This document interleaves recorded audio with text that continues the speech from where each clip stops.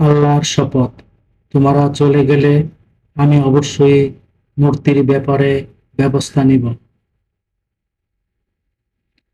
তারপর সে বড়টি ছাড়া সব মূর্তি চূর্ণ বিচূর্ণ করল, যেন তারা বড়টির কাছে ফিরে।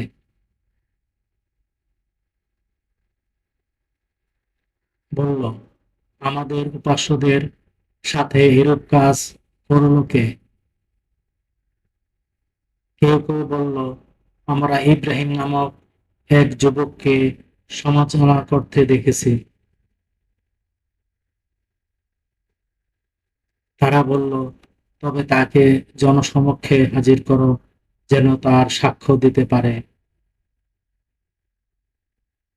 তারা বলল, হে ইব্রাহিম, তুমি কি আমাদের হিলাগুলোকে বিরূপ করেছ?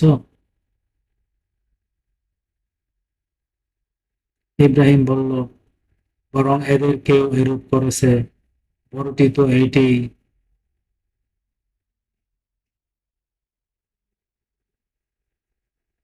সুতরাং তাদের জিজ্ঞাসা করো, যদি বলতে পারে।